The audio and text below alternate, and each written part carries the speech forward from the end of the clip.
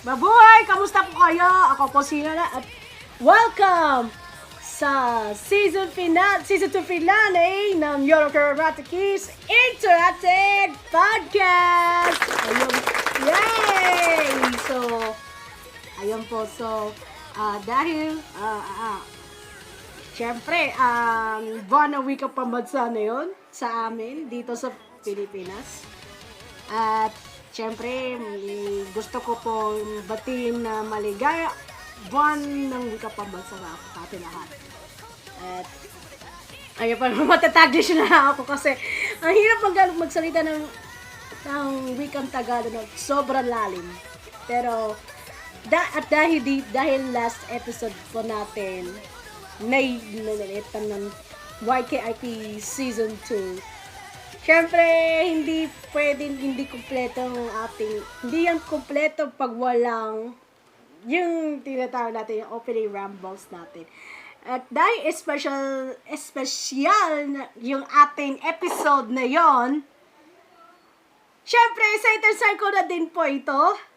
And, it's my birth month. And so, yeah, advance happy birthday to myself din. Isang maligayang kaarawan sa akin. At syempre, ang buwan na Agosto din ang buwan na aking kapangakan dito sa planetan Earth. Of course, I am magta-29, but 29 years old ako. Itong August 13. So, sobrang, ang dami ko pong nangyari. Ang daming ganap, ang daming nangyari sa loob ng 29 na taong namumuhay dito sa planeta nito. At dahil ang dami ko pong magaganda at masasamang moments. Pwede na Tagalog ganito. Pero walang kaulugan, walang kapare sa Filipino. Pero gusto ko pong sabihin na ng aking pasasalamat sa of course, siyempre sa walang sawang sumusuporta sa ating podcast sa loob ng halos 2 taon. At isang malaking karangalan sa akin ito na sa loob ng halos 2 taon, daming natin natutunan at ang daming bagay na discover. Ayun, nabubulol lang ako.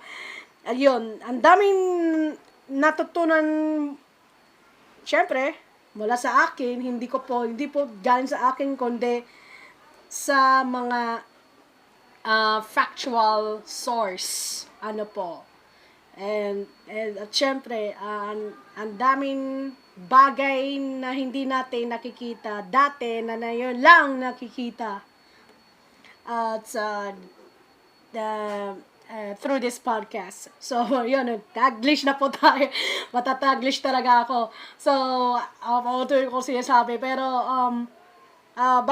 bago po tayo magtungo sa atin paunahing talakayan or main topic, at nais ko po sabihin, ang dami ko pong ang daming ko pong magagandang good tsaka bad moments po. So, uunahin ko po yung good moments po sa loob na aking 29 na taon 29 na taong pamumuhay dito sa planeta nito. So, ang dami ko pong good moments sa buhay ko. Pero, isa dyan ay yung baptismal. Ayun, yung binyag ko. Nung nakaka 1 year old. Tapos, first birthday ko po. Syempre, alam na natin na tulad ng iba dyan sa inyo na nagbinyag pa tapos birthday pa, na most of you guys Na, ano na lang, masaya na pa naman, ang dami bisita. Na karamihan dyan yung family ko. Tsaka ilang kamag-anak. Pero, masaya din. Tapos sa Jollibee pa, wow. Hanggang na yan, nadja-Jollibee din pa rin ako. And, bahagi po sa akin kababata, bahagi ng aking kababata, at hanggang na yun, binibit ko pa rin. From time to time, kumakain pa rin ako ng Jollibee, particularly yung Chicken Joy. It's still my favorite. Favorite ko pa rin yan. And, wala eh. Sabi na natin na masarap na balik-balikan yung Jollibee. Napaka, and yun, that doesn't, it's not called Bida Ansaya for nothing. So, yun. Tapos, yung nung 7th birthday ko, napakasaya din. And, daming bumisita. Tapos, nung graduate ako kung hindi ako nakakamali, nung graduate ako ng grade school, tapos nung high school with tapos lawyer teacher. Pero anong pinaka-memorable, sa mga pinaka-memorable sa akin, yung nung nag-high school, nung graduate ako ng high school. So, I was graduated with a second honorable mention. Wow. Kasi nakatikim lang ako ng honors lang noong 4th year. Grade 10. Tama ba? Is it equivalent to grade 10? Ayan, grade 10. So, halos consistent honors student. Wow. Nakatikim na ako honors finally. Tapos, sumali ako sa mga pa-contest. Particularly yung mga, yung mga oration, hindi ko na makalimutan yan. Dami kasi. Tapos, nag-intrams, something is remember. Tapos, nag-JS prom pa. Warm time kasi, nung first year college ako, I just landed sa college, tapos, nag-acquaintance party kami. You guys know Shera College, right? So, it's just few meters away from my house of residence. Tapos, may acquaintance party kami. Isa yung pinaka-tikim. Unang tikim pa lang. And, isa sa mga, intermission number. Wow. Intermission number. I love intermission numbers. So, yun. At tsaka yung ang tawag dito, doon nung college ako, hindi, ano pa, ang dami kasi. So, nung nag-stop ako nung nag-stop ako sa pag-aaral, tapos, dahil syempre, financial constraints, and, napilitan ako mag-work. Actually, I have no choice. Parang abide na voluntary way. No? So, ang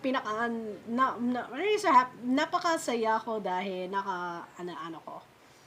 Tapos, ang dami ko na especially the recent ones kasi. So, yun, sinabi ko sa inyo, guys, nung previous episodes na ating podcast itong nung lockdown 2 years ago, na nakasali ako sa lockdown whole choir na nire-represent ko ang Philippines. Yes, we're proud, loud and proud, yo. Tapos, sinabi ko din sa inyo din na I was in P-pop con, and nakatim ako din. Tapos, speak of concerts pala, of course, yung pinaka-unang concert ng MNO for it. So, yan ang pinaka-una ko. It's part of my memories as well. Napakasaya. Sobrang saya ko. Ano pa? Tapos yung, nung nanalo ako, nakasungkit ako, yung Best Female Performance sa Toy Animation Philippines 30th Anniversary Cosplay Competition way back in 2016. So, ito yung first time na nakasungkit ng ganitong award siyempre, sa halos 10 years ko. 10 years ako sa cosplay, so syempre. And it's not the first time. Sobrang saya ko po. Sobrang saya. And I just want to kind of, just like you, Inada, I also breaking the curse. Sobrang saya ko po noon. It was one of the most wonderful moments in my life. Tapos, ang dami ko, and then, nung nanalo ako ng Tagalize, yun ang mga Filipino translated competition sa Pinoy Otaku Festival 2018. So, I was the one na that officially translated yung Himito Dolls from Strawberry Panic. So, siguro kasi, parang, such a coincidence. Di naman sinadya, pero, parang forte ko talaga. Actually, ang forte ko talaga, kahit nung nag-aaral ako ng college, I was taking up, mass communication. Ang forte ko talaga is writing. Everything, writing stuff under the sun. Yun lang. I'm writing, articles and how to, I'm inspired to apply to my own. Ganun ako. Parang feeling ko talaga, writing stuff, Pero yung pagda-translate sa Filipino, medyo hirap. Kasi kailangan ko pong itugma sa original. Just like what MNL48 did right now. So, really gonna, in some of their songs pala that have wonderful Filipino translated lyrics. Yeah, I'm looking at you, umidak na saya. So, ayun. So, parang feeling ko na kailangan ko talaga yun. Sobrang, we can get yung lyrics from translated, tapos may English version nito. Yung English version lyrics, parang yung yung pinakamalapit. Tapos kailangan ko parang itugma or at least malapit sa original lyrics. So, yun, nanalo ko. So, I was happy. Yan this is a few of our favorite moments ko doon. And, sinabi ko sa inyo, guys. Siyempre nakabalik ako from Telecast after 2 years of having my own wilderness years because of Corona-chan. Yeah, but, yun na nga. Ayun, dami ko nung nababas kasi. And, dami ko. So, anyway, nakapa-overwhelmed ako. So, sinabi ko din sa inyo last episode about kay Horse Care Mashery. Ang dami ko nagpipipik sa akin. Like, oh my God. It was, sinabi ko sa inyo, okay, di ko na po uulitin. Kasi andyan yun sa atin last episode.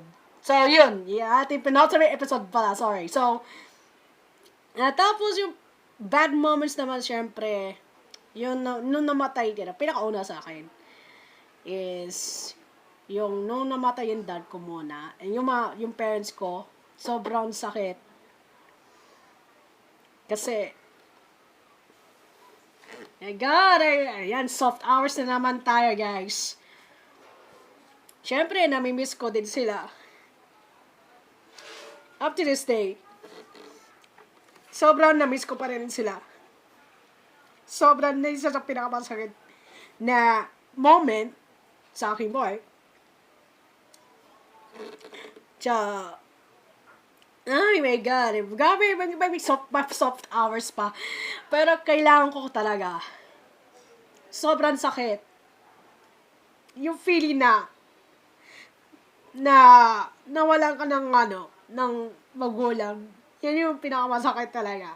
Hindi ko na makalimutan yung, you know.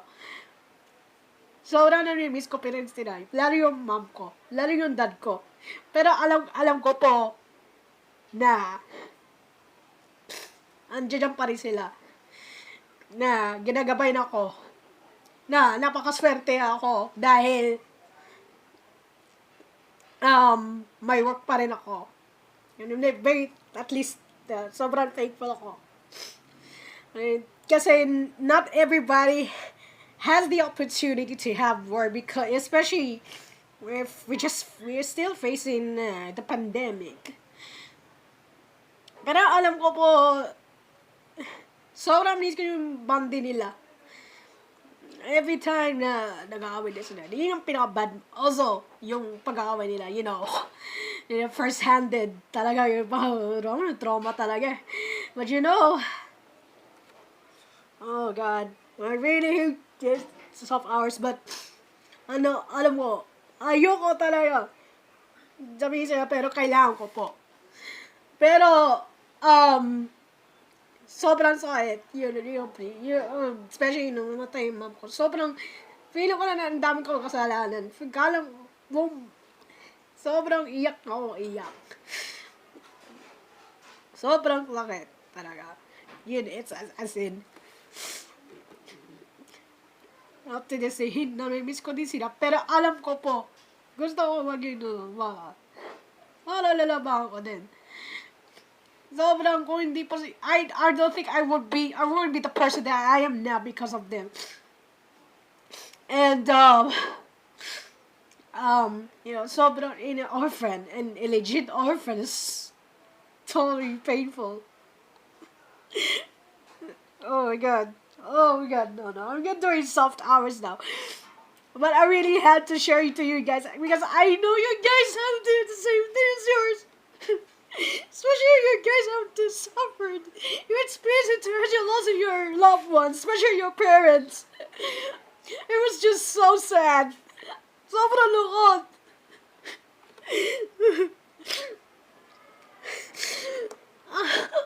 Alam mo, may pinagdadaanan pa rin kayo.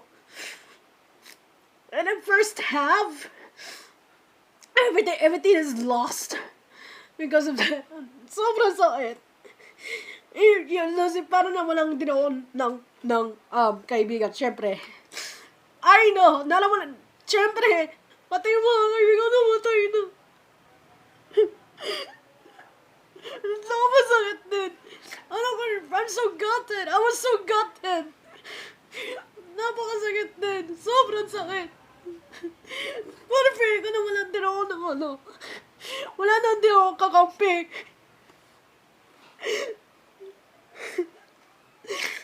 Sobra. Ang feeling ko na walang din ako ng kakampi. And every my guardian as well, napakasakit din. It was so lost because namatay yung mom ko, yung ko. And then namatay siya din. Probably 5 months after. Oh, sobrang sakit. Sobrang sakit. Oh, sobra. You feel lost there. And then, actually, I already told you about post-election stress. That's a real loss. I didn't commit too many crimes. But, you committed so many crimes that I shouldn't endure and should feeling ko kasalanan ko na din. Tama po yun kasi we have to be accountable. That was the most painful thing. I'm also disgusted by people then, by folks. They are my folks. And I was so disgusted. Naninidiri ako. So, that's one of the most worst experiences ever in my life. In my 29 years of experience in this planet, na yun lang akong kagrabe. Nun sobra. I was so disgusted. My generation is also disgusted because of that. Naninidiri din ako. Kaya sabi ko, mapaplastikan talaga ako from now on. Pero hindi ko na sila ninabanan, kundi mapaplastikan din ako. So, yeah. Yeah, I have to apologize. Pasensya na kung, syempre, ng soft hours pa tayo. Kaya, I know, this is the last episode ng second season 2 ng YKP. Pero, kailangan po natin event out. Kailangan natin po event out all our, personal pain. Kasi alam ko po, ganun din kayo. Hindi lang po ako nawala ng magulang, pati kayo din. Nawalan din. And I'm sure na makaka-relate po kayo ng sobra. Kaya sabi ko sa inyo guys na hindi kayo nag-iisa. Ang daming nagmamahal sa iyo ng totoo. Ang daming nagtitiwala sa inyo. Maraming tao maraming tao na handang isalo kung anong kailangan. Dahil sa pagtapos ng bawat araw, tutulong din sa inyo. Tandaan niyo yan. Alam ko po, mahirap. Pero kailangan po natin magiging matatag. At hindi naman katapusan naman ng mundo. Pwede na mangyari ito. Pero, kagaya ko po na sinabi sa inyo na hindi kayo nag-iisa. Hindi. Siyempre, napaka-importante na magiging, hindi ko sasabihin na magiging independent ka or whatever. Pero, behind that, kailangan mo pa rin ng tulong. Kung ayaw sa inyo mga kamag-anak niyo, you have to cut ties for good. Kung, syempre, sobra lang sila or anything. But,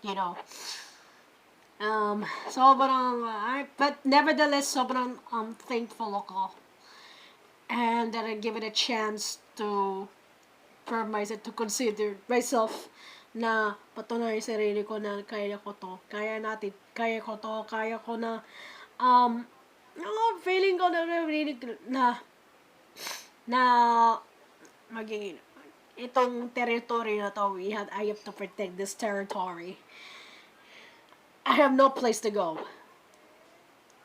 Like Cersei, hindi ko ito iiwan.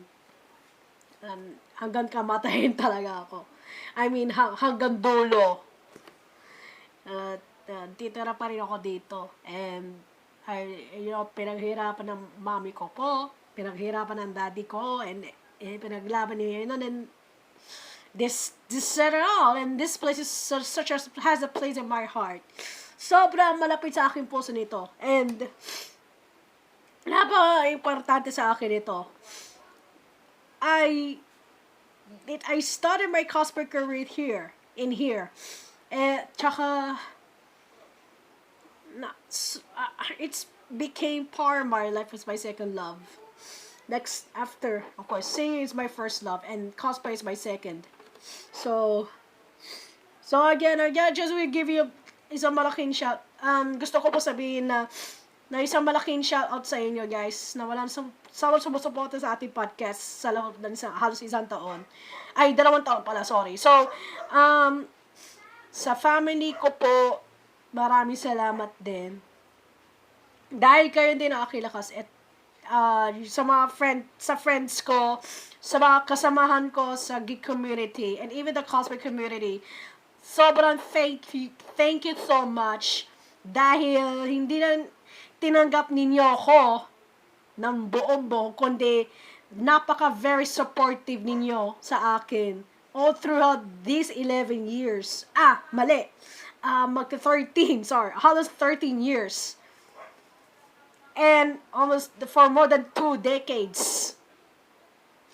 Sa 2 dekada sa geek community. So, tama ha, may 2 dekada na po ako sa geek community. Sobrang thankful ko na may ang dami ko pa rin kasangga. Sobrang whether it's old or new, pero sobrang thank you. And I can appreciate you. You guys are all appreciated. And you deserve to be loved. And to be supported by everybody. Ayun po.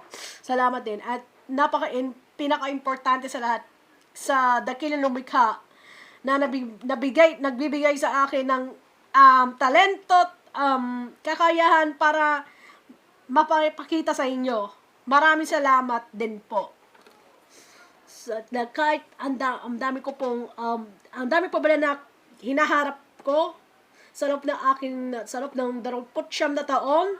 Sobrang, pero laging kong pinasa Diyos ko din na syempre hindi po ako seryoso, pero ipasa Diyos ko lahat at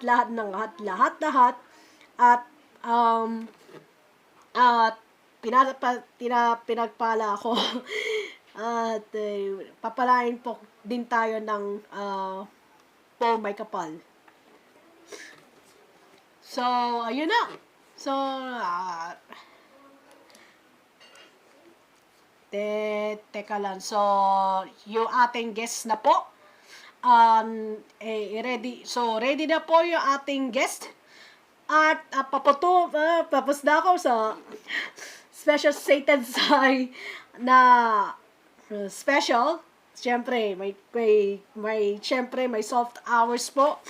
Dahil yun nga, soft hours talaga, pero pasensya na po sa aking soft hours. It should do it, pero kailangan natin yan. Ayun po. So, tatalakayin po natin, at dahil may mag-anniversary na yon taon. Ayan. So, tatalakayin po namin yung Symphogear. So, alam ko po natin na hindi bago sa akin to. Dahil gusto ko pong italakay yan dahil isa sa pinaka importante sa aking buhay in general, itong Symphogear dahil siguro alam naman na natin na karamihan sa mga SAU ay alam na natin sa iba't ibang anime series like the previous series, and lots of notable franchises na alam na naman natin. Yan. So, tulad ni na Aoyuki, Nana Mizuki, sila pa, si Aikaya no Yokahikasa, Ayay Takagaki, sino pa? Yoshiro Nanjo, si Yuka Iguchi, si Shinichiro Miki, tapos meron Yuki Sawashiro, and sino pa? Si Shota Ai, Minami Kotobuki, etc. Tapos ay meron pa si Asabi Seto and si Soichiro Hoshi, and etc. Ayun po. Sobrang dami po nila. Napakadami. Very star-studded yung cast. At so, hindi po nakakaalam yung Symphogear. Sobrang, isa siyang magical girl / sci-fi with the sci-fi elements na show. And, syempre, dahil 10 years ago na first aired 10 years ago. Tapos, yung final season nito, na napalabas noong 2019, which was 3 years ago. So, hindi ko naman spoil dahil alam natin na hindi spoilers para sa hindi na di pa nakapanood ng Symphogear, pero kung sa mga nakapanood na, I'm sure itong topic na to ay para din sa inyo. Yan. So, bago po i-reintroduce yung final guest, yung huling guest ng season 2. At so sabihin natin na paano akong naka-hook sa season. So noong 2013, wow. Siyempre, a year bago after ng itong season 1 tapos naalala ko po. Alam niyo yung sa Ilaw Street. So one time, siyempre, takas ako ng takas, char. Pero seryoso ito. Naparang marathon. Nung magkaroon season 2 ng Symphogear, ay, teka lang, sa dali, mag-marathon first season. Tapos, ganito, ganyan. Tapos, at siya na, nahooked ako bigla. And one of the characters na hook ang aking attention was, yes, Hibiki Tachibana. So, she was so cool. I mean, Hibiki was always cool. You know, a typical heroine, female badass heroine na alam na naman natin, di ba? Sobrang appreciate ko kasi alam ko that she was voiced by Yuki. Yeah, Yuki. Alam mo naman din. Alam pa na naman natin yan.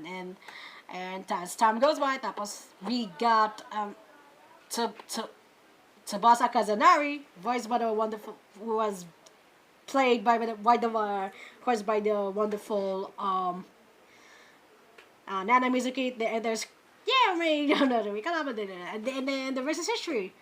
Ayun, nakahook din ako. And then G came out, tapos I was so hooked up. He was mind blown by of course, Maria Cadez of Eve na kaka-birthday pala nung August 7. Kasabay din ni na Saki Hyuga, aka Kier Bloom and Bright ng Precure Splash Star, and si Kat Apollon. Okay, this is about 3rd gen ng MLO48. Yeah, ka-birthday pala na niya, no? Ni na Bloom, tsaka ni, Maria, si, Kat. Wow. At very related, happy birthday pala kay Kat. So, yan. So, yun na po. And, na-hooked ako talaga up till the final season. Tapos, I was once played yung Symphogear XD Unlimited. Unfortunately, hindi ko pa siya napa-play dahil, you have to require VPN. Tapos, GG talaga ako sa data. Medyo GG. Hindi ko na for 5 years. Pero 5 years ago na-play ko na din. Unfortunately, hindi ko na siya na-play. Pero fortunately, that XD is still ongoing po. Dahil 10th year, and I also sang Symphogear says that I used for karaoke contest. So that was one, and the one with, I forgot the title. Nakalimutan yung title. The KBK, of course. Yung ginamit niya for Axis. And that was the first. And after almost 5 years, hindi ko na dahil medyo busy po tayo. Pero after 5 years almost 5 years na kinanta ko for another Symphogear song, that was Hajimari no Babel.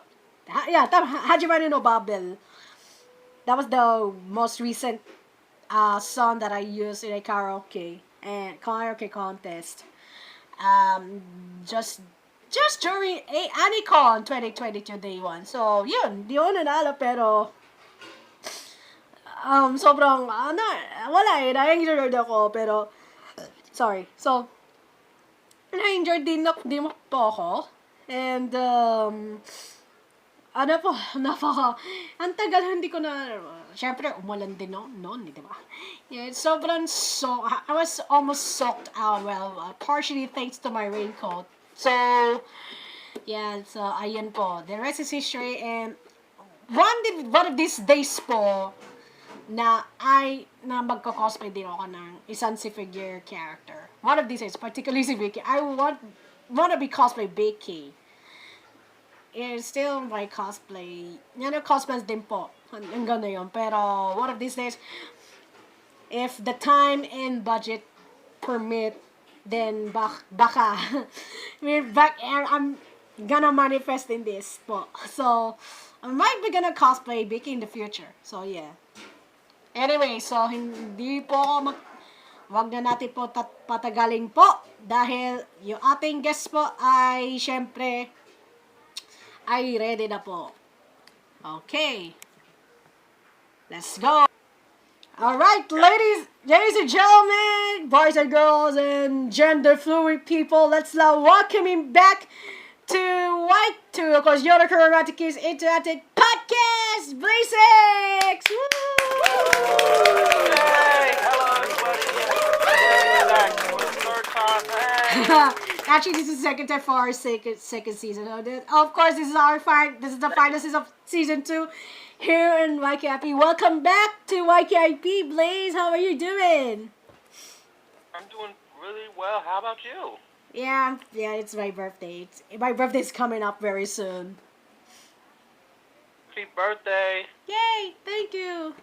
Yeah, I already told our audience about my good and bad moments in my 29 years of existence here on Earth.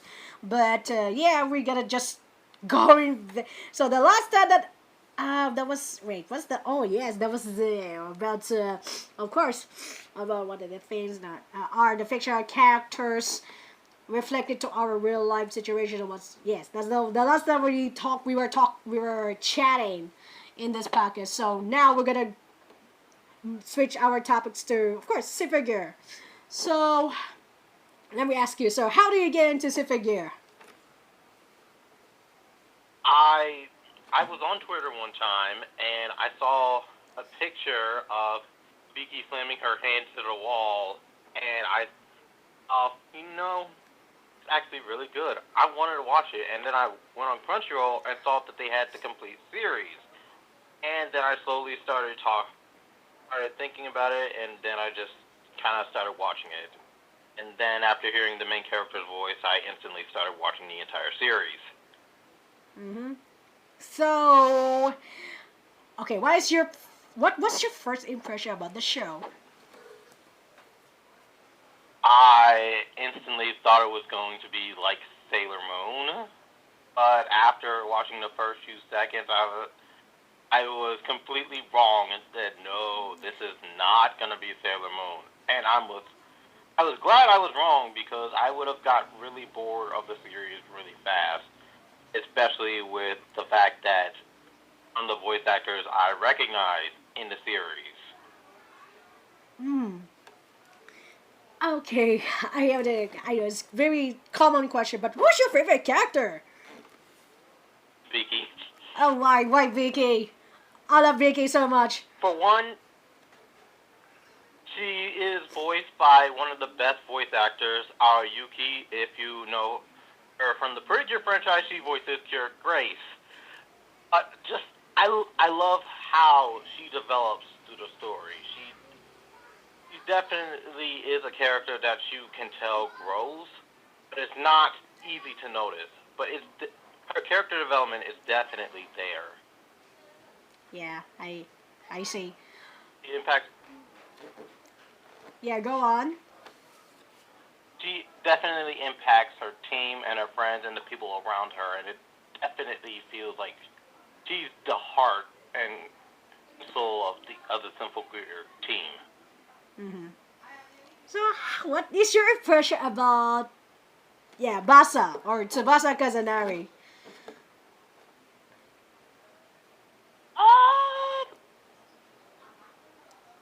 Definitely thought it was interesting, to say the least. Yeah?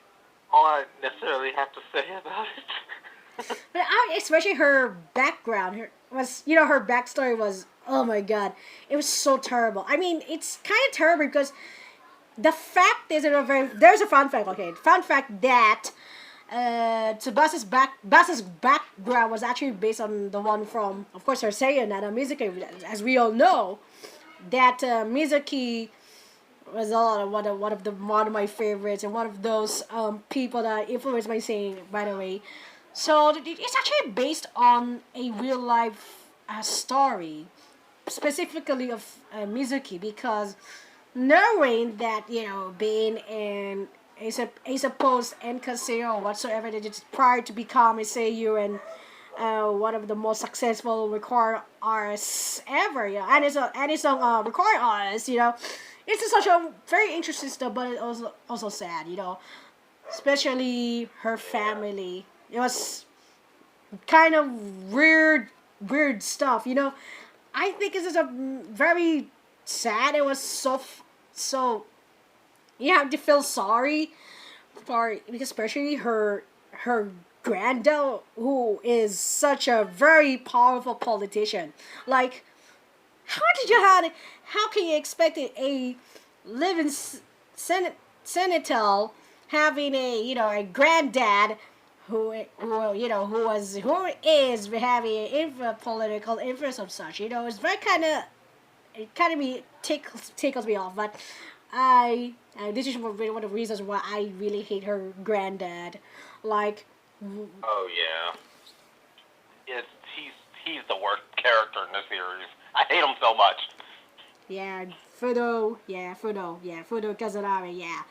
There's such a wow. Damn. And here's one of the reasons why her dad, Katsuhiro, the bosses that was killed off, he tried to save her, because knowing that, of course, in Exiv, or the final season of the show, it's so sad. It's just, you wanted to have her dad, wanted to have no more family and such, but no. But he was, bosses, Bessa being growing up, raised by, of course, Genjiro. Oh my gosh, who is one of my favorite supporting characters from the show, and yeah, he's so cool. Yeah, I know. One of the best characters ever. Yeah, I know. He's such a wonderful guy, and he did his best to lead up the, of course, the Molo disaster groups, and later on becoming the song team. Yeah. So there's it is a very wonderful to see how Genji influenced Tsubasa, and later on Biki and Chris and the others. Something that's never before seen before in a magical girl, with a mix of sci-fi and sci-fi shenanigans and everything. But on top of that, I think Vasa is one of the coolest characters, and her relationship with the first episode was in the first season was the very first episode was so sad. That's because she wanted to wanted to be a partner, more to just being part of being a sister-like figure. But it was just kind of sad thing. It was so. It's kind of something kind of sacrifice herself out to not just saving Beacon from the blink of death, but also to get rid of the noise and everything. But the relationship with Maria Cadezet of Eve, with Maria was on top of that becoming the first thing. There were enemies before, and then later on their relationship became with a twisting one, because that Maria switched sides to be part of of course Biki's team, and it was such a wonderful thing to alongside Shirabe Kiri-chan, and it was just one of the things. And we all know about Maria's back, her backstory. It's just how is this. Not really. Actually, we will talk about Maria later on. So yeah, but we're back with Basa, of course, knowing to realize they have a good comradeship. She realized how wanting to have teammates, and all of such. But and this is one of the reasons why I appreciate and love Basa so much. Like, it's such a wonderful. She's a wonderful character. Ever. Yes, she is. Really, really cool. I like Tsubasa. Yeah, and especially her so like that's freaking awesome. That's so awesome. Not gonna lie, her son was, and her lady so awesome. I mean, she can be called also soft at times, but yeah, if you know what I mean. I know what you mean. Yeah. What about Chris Yukine? What's your impression about her? At first, I definitely did not like her because she played the villain, and as villains, you don't necessarily love the villains for obviously being villains. But over time, after she joins, and we see her in later seasons, we kind of see a more thoughtful side to her, and more of a kind of becoming like a regular person instead of just being necessarily a weapon. But I definitely think she has a great development with her character, along with Hibiki. Yeah. Actually, of course, we get Tsubasa's background story, then you get Chris's backstory is also very terrible and sad.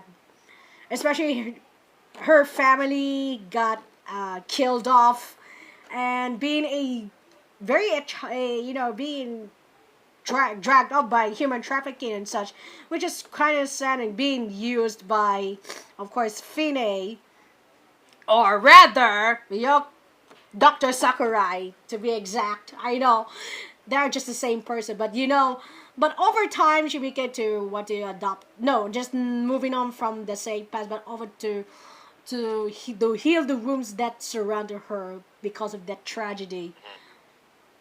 And you see the funniest guy, and it's so skeptical about Chris before, but as time goes by, I can see her as a person that is who is just a victim of a certain circumstance, a certain circumstance that is very unfortunate, and we'd see her over time that with the more the honestly I honestly like her missiles. No kidding. Yeah. On top of that, I'm sure that that Chris is such a wonderful character, and over time, again until the final season, which is such a wonderful. She's just wonderful.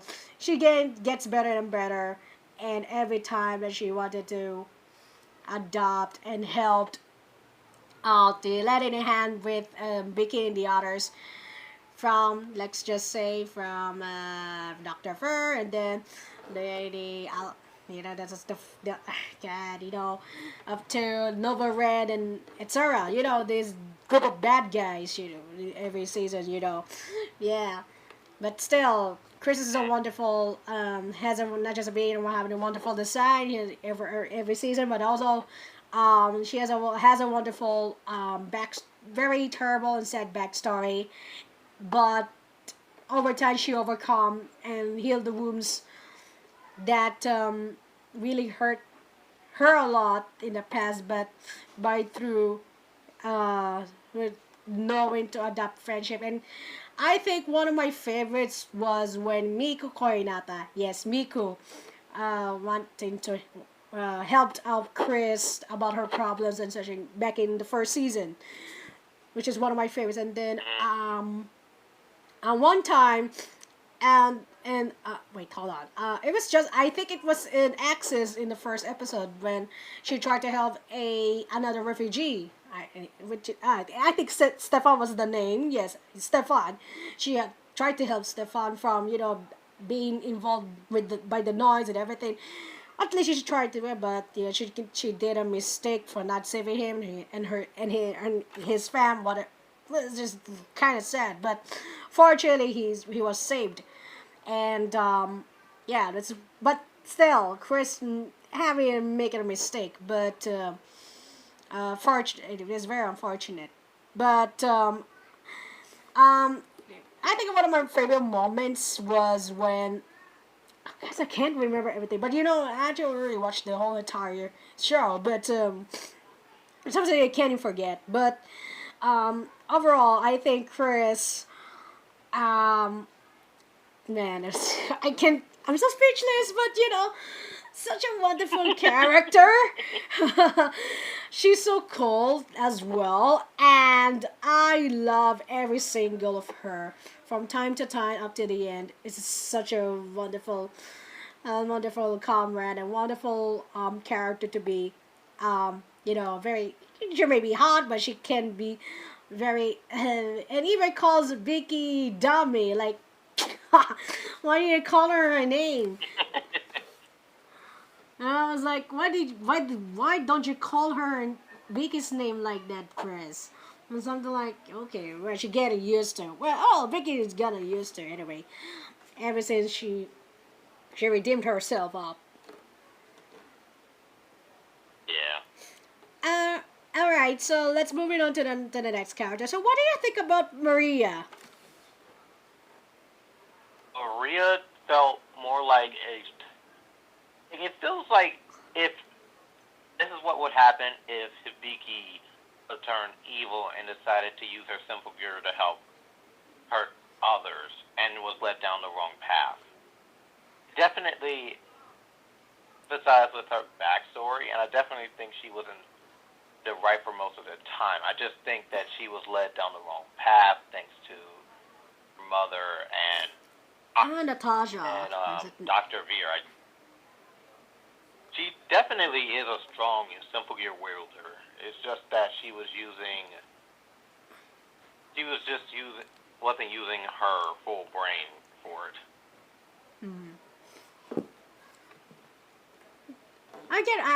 I already thought about it. So Maria's backstory is also sad because of her sister was also kind of experimented as well. So if you gotta see, it's kind of sad thing. But even before being actually the first episode of G was just like, oh, who's that girl? I was like, who's that girl? Is he a new enemy or something? That's what I first impression about Maria back in the day. That's what I thought too. And knowing that she was also a diva of sorts as well, like Bassa.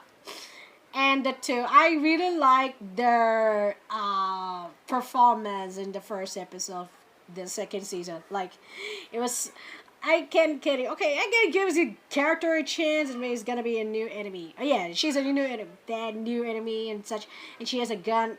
Yeah, the gun with Relic, just like a beat. Yeah. Just like the one with Kanade, as mentioned, and from time to time that Maria is just kind of confused on which side she's gonna on, but afterwards, towards the end of that season, that she decided to went to the good side alongside Shirabe and Kiyo-chan, and which I'm gonna talk about it later on. And over time, she became part of the team, and started with GX. She got a new relic that was actually inherited from her late sister, and I would kind of love her songs, and I was just kind of too addicting to listen. But I think she not only she's just redeemed, but also she has a sense of purpose. She has a new purpose in life, and wanted to lend in a hand with Biki and the others until the final episode of the show proper. It's just cool. I mean, Maria's kind of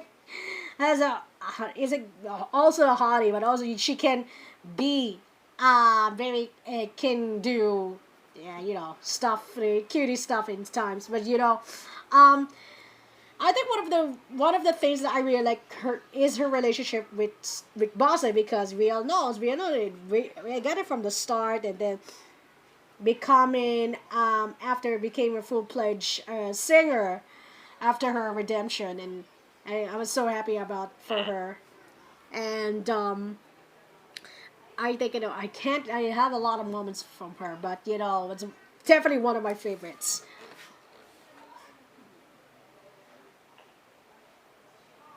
Okay, so Yeah, go on. Yeah, she's definitely a character that you kind of grow to love. She is a hottie, but she also has kind of an innocent mind, I believe. I definitely think she's one of those characters that you kind of have to grow to love at the first, but I instantly loved her after the first episode. She doesn't seem hateable at first. Especially when you hear her backstory, you can't really hate her more. It's more you have to hate Dr. Veer. And after the first episode, I definitely did not trust him in the slightest. Could it only be me, but I definitely did not trust Dr. Veer. Mm-hmm. This is something you cannot hate, especially her backstory, because all you know is she was just used by some sort of enemy force, and alongside again Shirabe and Kirichan, like what the hell?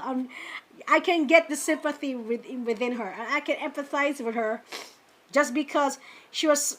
Of course, her sister died because of a kind of similar thing, quite similar thing with Karade, but in a different case.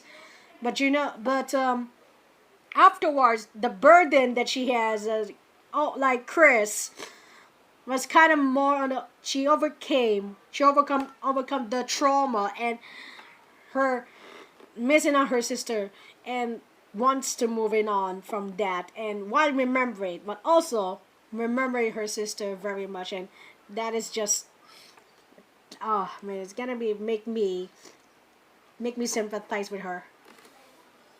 Yeah. All right, so we gotta be done with, of course, Maria, but let's now move it on with Kirika Katsuki. Yeah, what do you think about Kiri-chan? Kiri-chan is Yes, the sweet desk little girl. And I definitely felt like she was at the wrong place at the wrong time. She definitely feels like a character that should not be fighting ever. The same with the other character that we haven't talked about yet, but we'll get to her later. But she definitely does not feel like she should be experimented on, because she's deep down, she is really sweet. I love her character. I love all of them, but she feels like she should not be fighting. I feel like everybody else has a reason to be fighting. The other two definitely don't feel like they should be fighting in a war. I love her. I love her Symphogear, and I love the way she uses it. It's definitely the most creative out of everybody's Symphogears. And I really do like these two characters a lot when second season came around, because I just really wanted to see more of them. And I'm grateful that with Symphogears later down the line, we got to see more of their development. Actually, Kirichi is it's very interesting. Pretty interesting to say that she was played by Aikata, as we all know. But I like her. This. I was so laughing, I was laughing all the time when she said that. But in all seriousness, she was so cool. I mean, her sack is so cool. Her relationship with Shirabe is just so sweet, and relationship with the other characters is so sweet as well.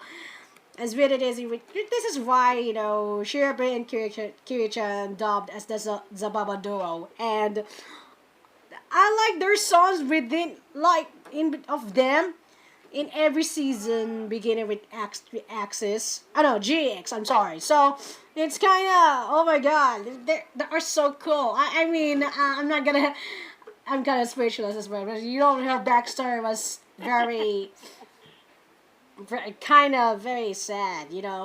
And what's worse, that she doesn't know her birthday. Like, what? She doesn't have a. I was reacting like, what? What? She doesn't have a birthday? What? Why? She's like other characters, but why?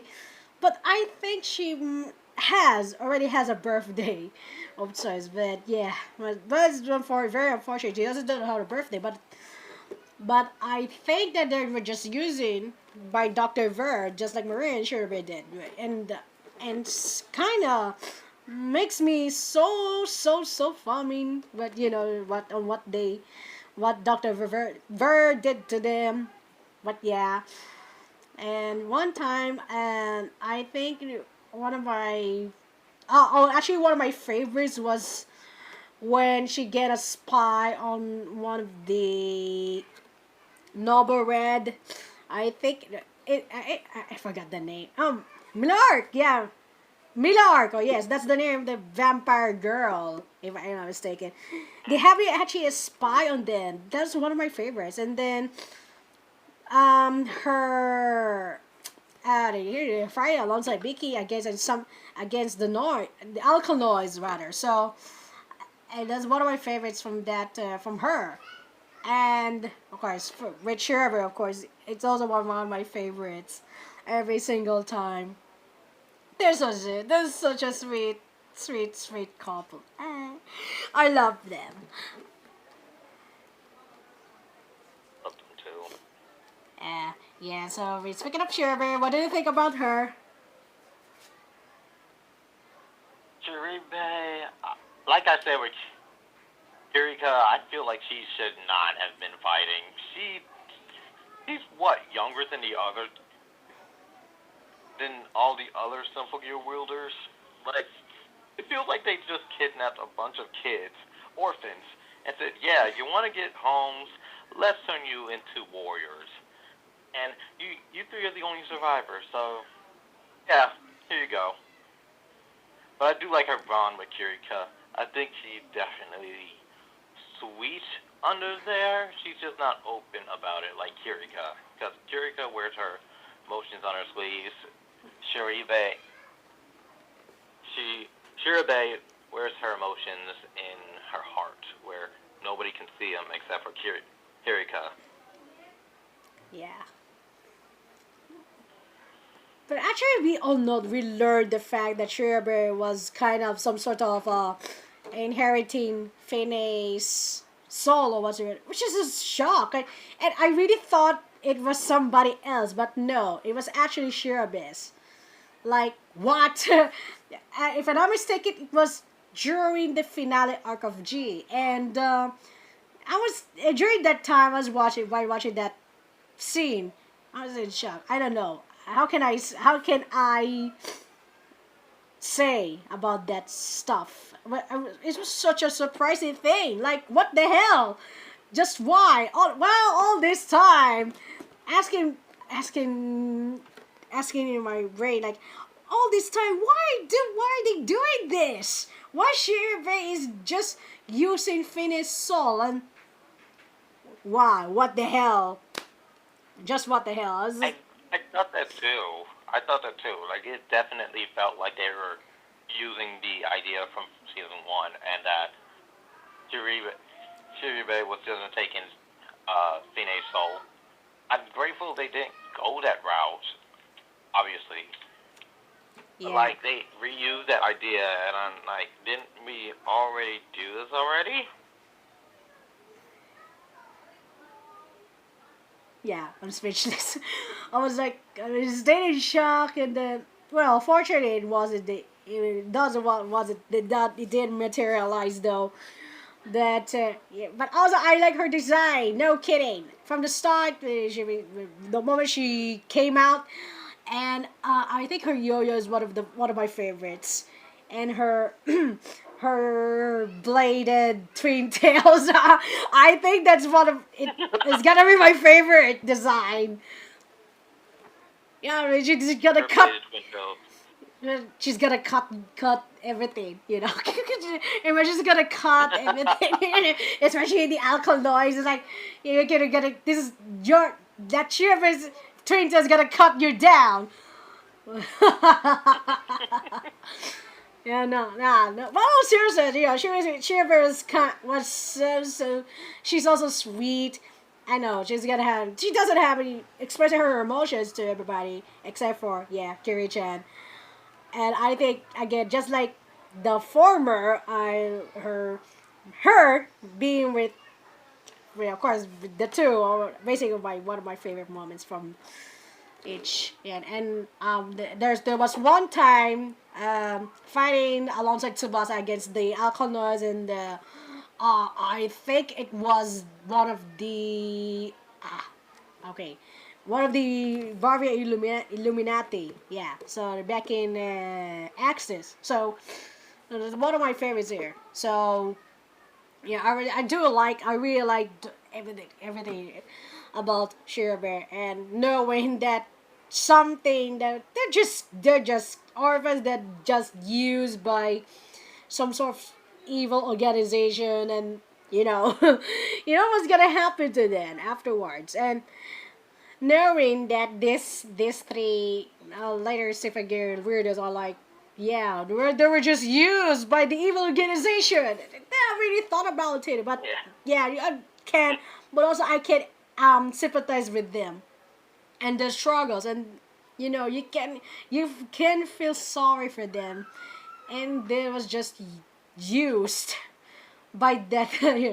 Yeah, but over time they adapting something that are very warming, that are new to them, but also adapting them. And Yeah. I'm doing honor their wonderful addition to the team, which is chef's kiss. Yeah, you Yeah. know what I mean. Yeah. So okay, Have a so full rainbow now. yeah. So, what about the bad guys? So let's start with what do you think about Finney and Doctor Ver? I hate her with every passion of my existence. As for Fine, I definitely thought she was a good twist villain. It definitely felt like there was some secrets that Doctor was hiding, but I definitely thought that if we're comparing the two villains, her tried his hardest to be a hero, whereas Fine tried her hardest to save the world. Mm-hmm. Yeah. He So had more yeah, go on. for it. He had more going off of her and had more reason, whereas Ver definitely felt like he had to do this and that nobody else knew it. But if he maybe talked it over, it could have worked. No, he didn't. So, oh, forget you, Ver. I don't like you anymore. Okay. What about Carol, the what do you call it?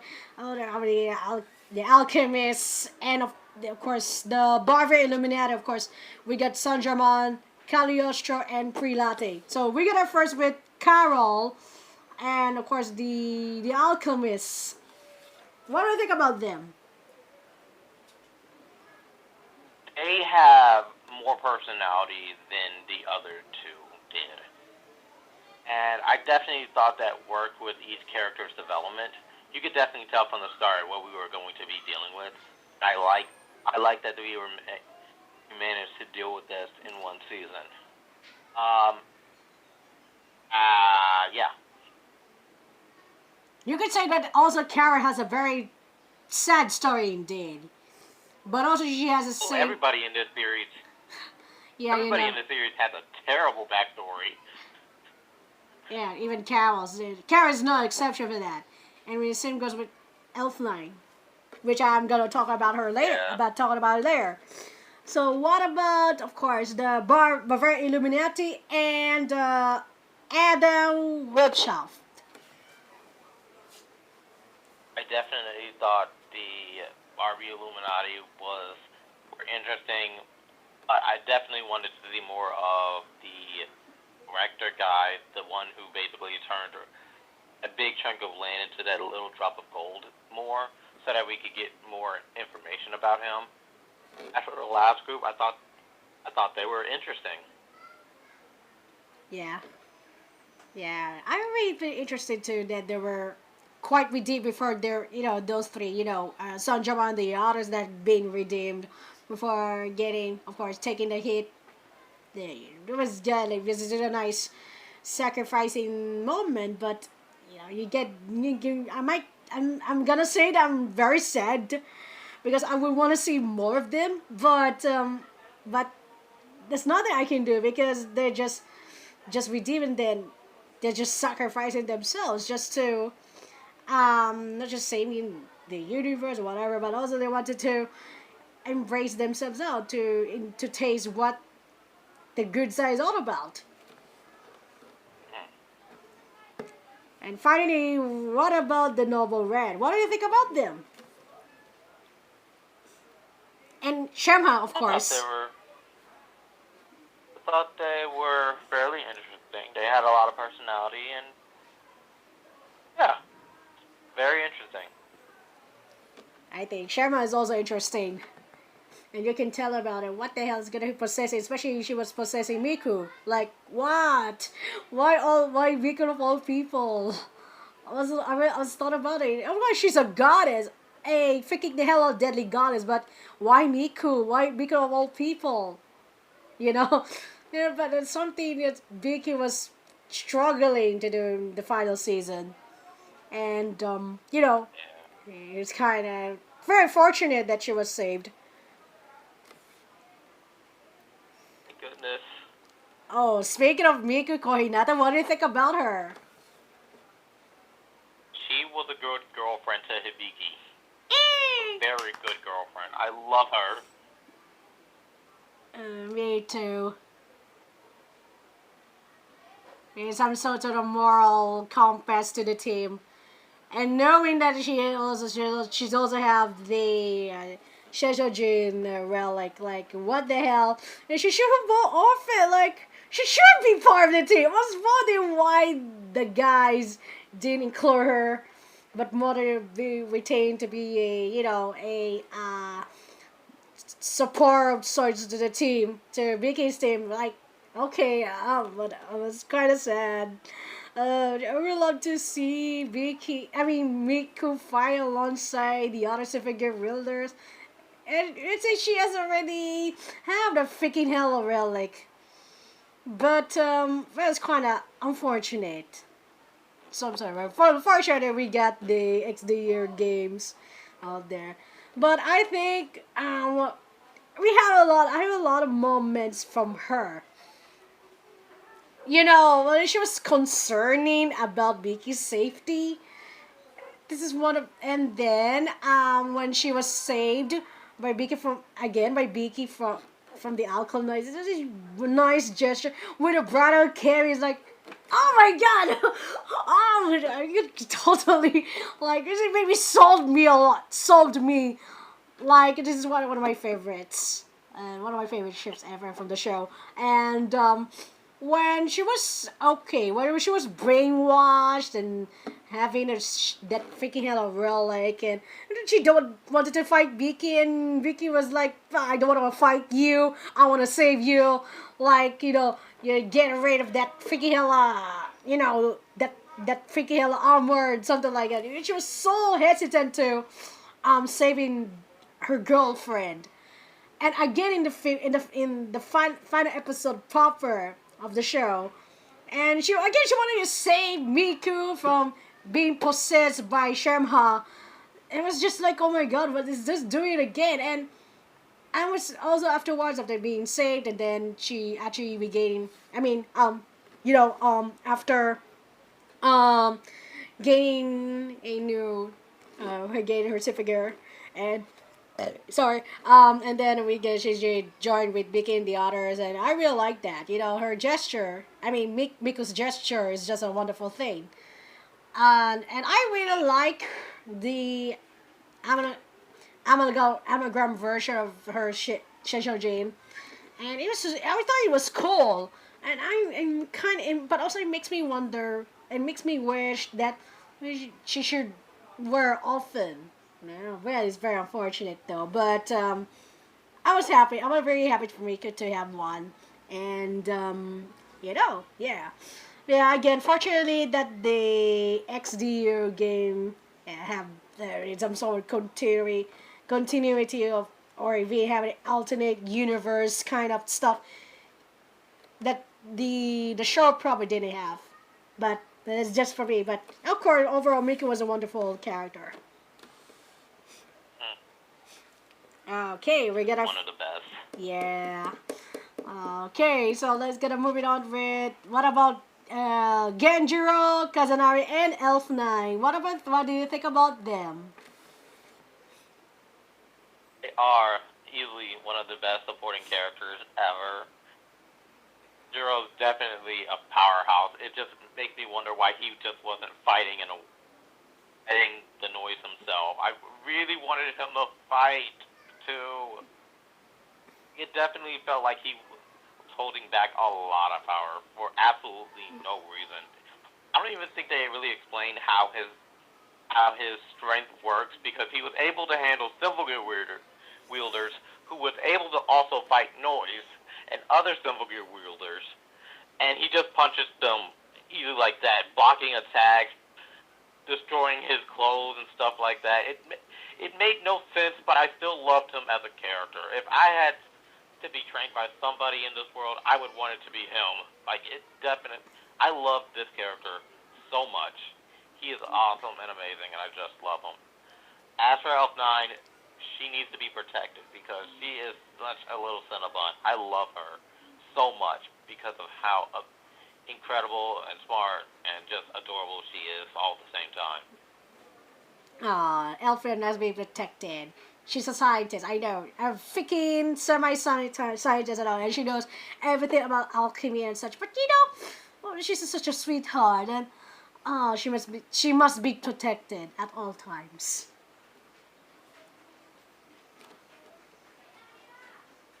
Yeah. Okay. Did I forget something? Oh yes, I'm not ever forgetting. Of course, Shinji Ogawa. What do you think about him? After the Ogawa. Oh, him. Yeah, I liked him too. It took me a while to remember. That he's Tsubasa's manager. So I really liked him. I thought he was cool and interesting, and definitely another mysterious power that we have no idea how it works. With Symphogears and noise, we know how those work, but we don't know how Genjiro and Shinji's powers work. Seriously, Shinji's fast and Genjiro's just incredibly strong. How does their powers work? But I do like their characters. I definitely think are the more interesting outliers in a series like this that mainly focuses on two girls doing awesome things, and I just think these two characters really fit. Mm-hmm. Like, hey, these girls are powerful. These two dudes are also strong as well. Don't just rule them out. Mm-hmm. True. I was thinking, Ogawa, like, I was thinking, he's actually a ninja, like, is there a ninja or something? Like, oh yeah, he's an actual ninja, but not the usual ninja that you often see now in various shows and movies, but a freaking ninja in a suit. That's what I think about Ogawa. But he's definitely another cool character. I really love him. I like he is very appreciate. I appreciate him and how he manages, stuff. Yeah, stuff, and becoming boss's manager. Like, yes, he really did. He did a nice job. I was like, yeah, he's such a wonderful character, much like Genjiro. I love them. These two guys. They're really awesome. I love them. Do you have favorite songs from Symphogear? Or maybe just one. I love was the song in the season 1 finale when Tsubasa, Hibiki, and Chris were singing. I forget. First what was love it song. called? It was First love song. I love that. First love song. God, my God! It was such a wonderful song. I did. They were handed singing together to stop the moon landing from Earth, and oh my God, it was just wonderful. I really thought it was wonderful. Then again, I just love Aoyuki singing. Her singing is incredible. True.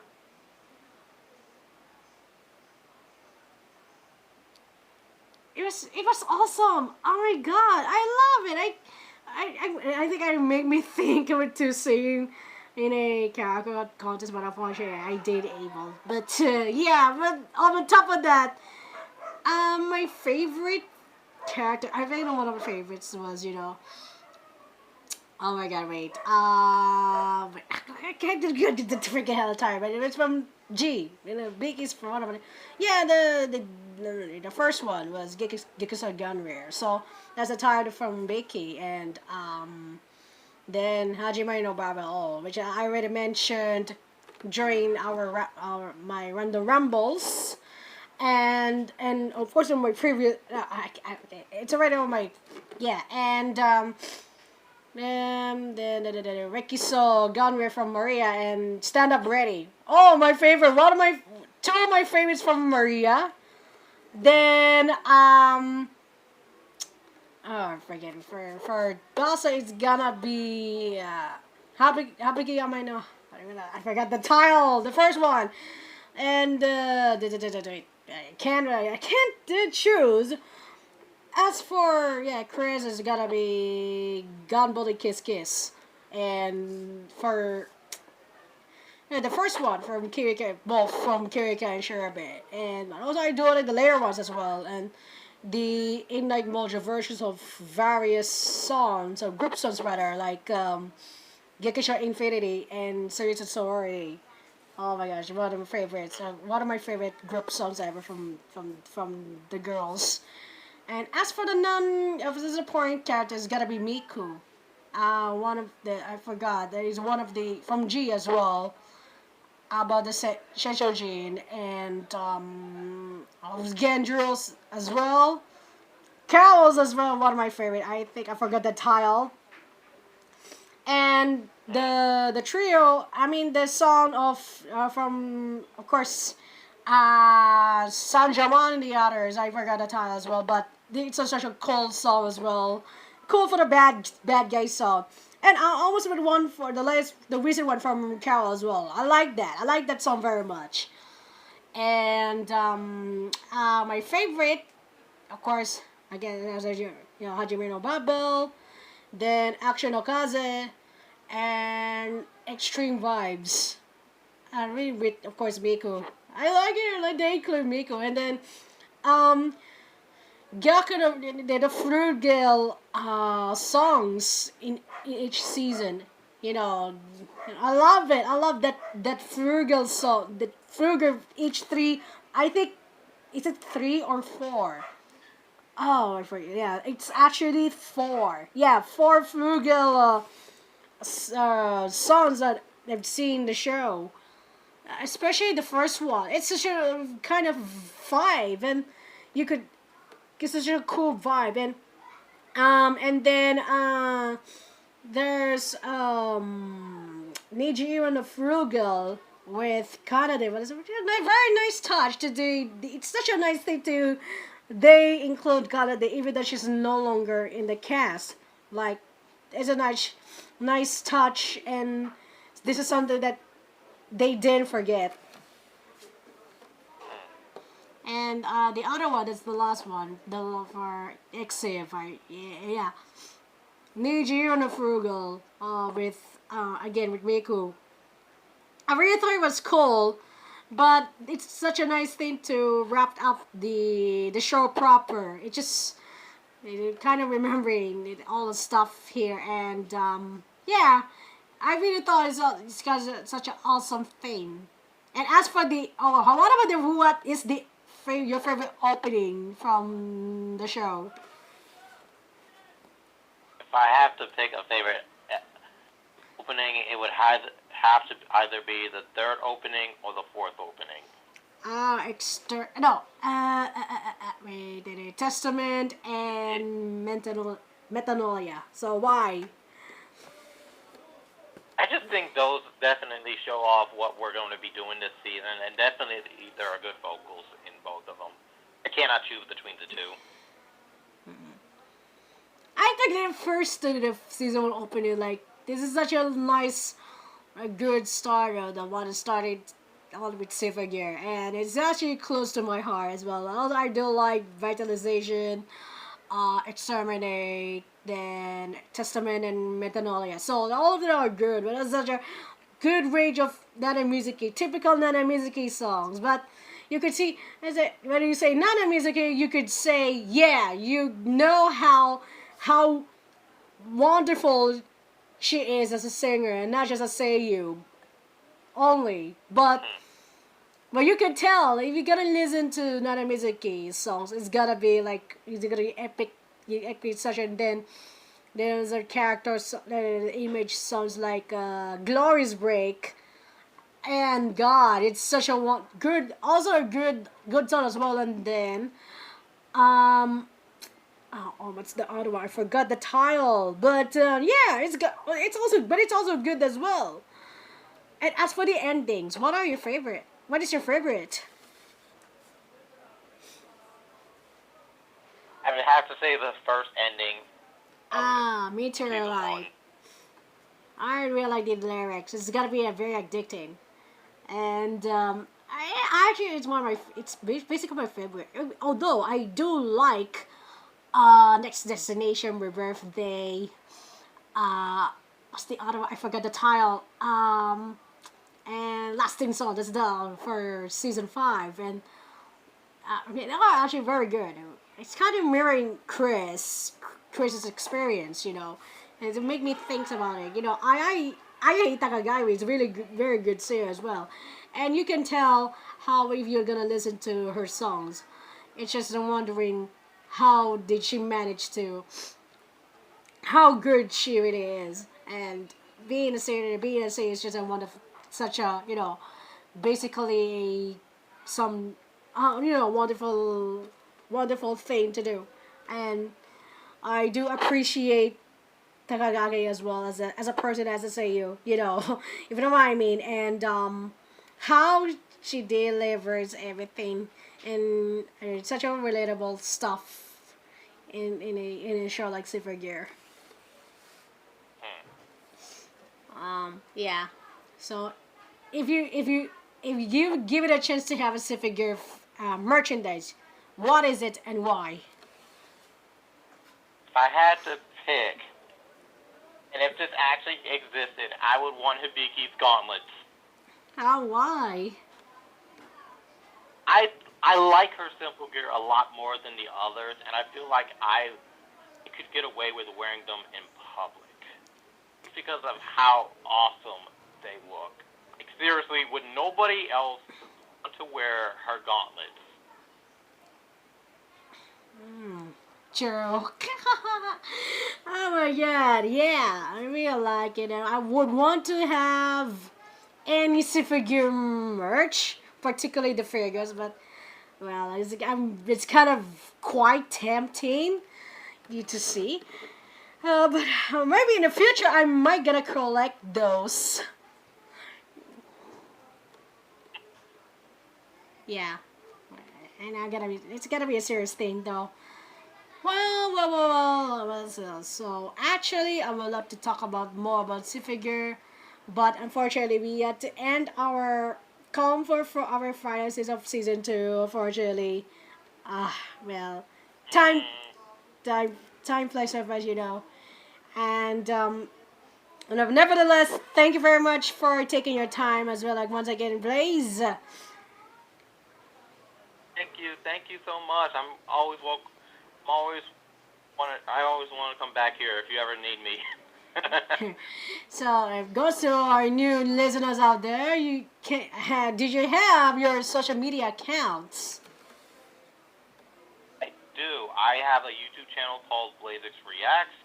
It's where I do reactions on mainly plush content, but other animation content as well. And soon, later this month, I will be uploading on my plush channel, Blade Production Studios. If you ever want to see some plush content, or if you want to see a reaction, just come on YouTube, search up Blazeix Reacts or Blaze Plush Productions, and you will find my channels.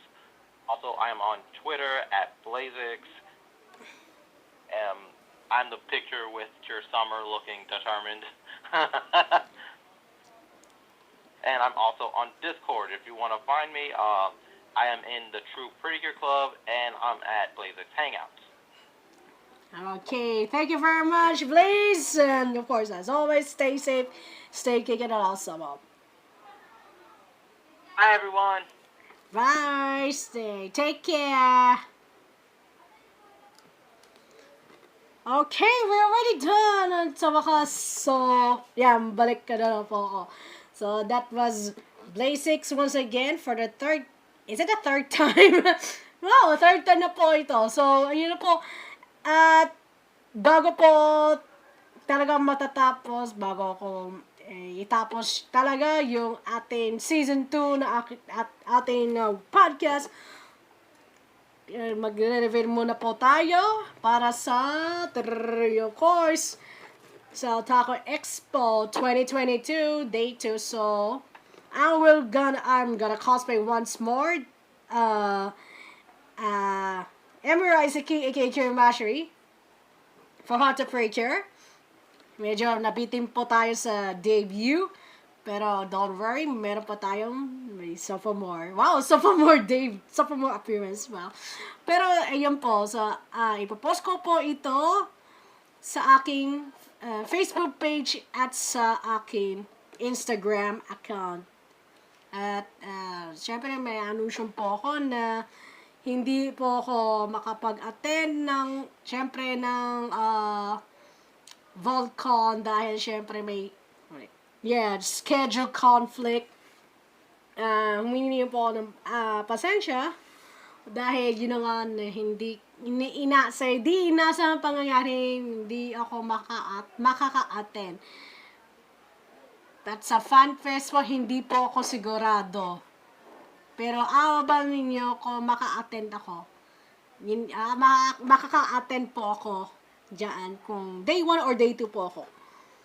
At mag-a-anunsyo po rin ako ng, siyempre, ng Bacon Anime, Batan Anime X convention po sa darating na Setyembre 18 sa Vista Mall, Balangas, sa may Balangas, City at Bataan. Ayun po. Mag-reveal po ako kung sino ang aking kakos. At dapat, syempre, may pa-comeback din. May pa-comeback. Syempre, magka-cosplay din ako as, of course, Haruhi Fujioka ng Oran High School Hall School. So, syempre, dapat may rest backan talaga. At, ulitin ko po sa Otaku Expo Reload, Expo, dapat the festival pala, sorry. Sa, of course, sa Ninoy Kino Day, sa Agosto 21, na birthday din ni Chiyoso Izumi, aka Fontaine. At, syempre, alam naman na, na makakaroon din ng rescheduled YKIP live sa Bacon 2022. Nagbabalik na Bacon 2022. At, of course, actually, dalawang out-of-town ganaps na akin na kailangan puntahan. Una-una, yung cosplay outing na inaugurisa siya kay Feli Tagle. At sa darating na Setyembre 18. At syempre, hindi pwedeng papapahina talaga. Pasensya na, pero yun na nga po. At ayan po, napaka-importante ko dahil dahil po dyan ay pansamantalang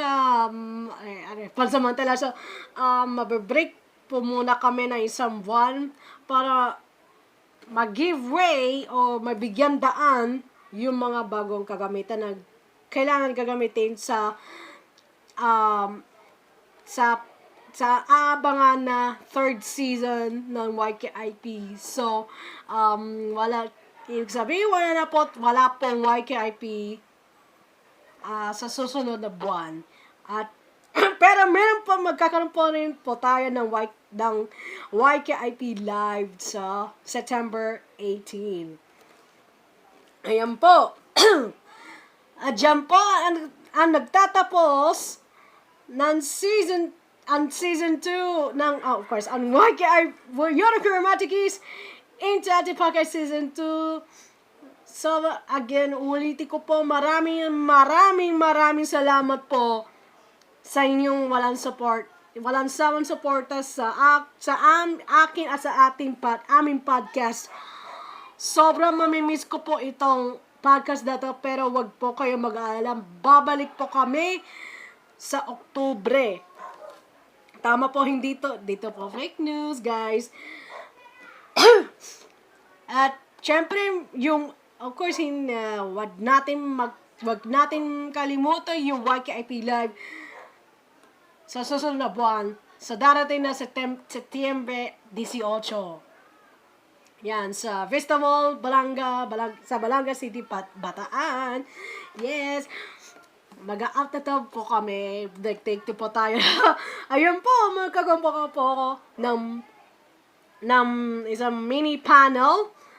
May espesyal na surprise guest po kami at makakaroon po ng QA portion at quiz B. Kaya abangan niyo lang po.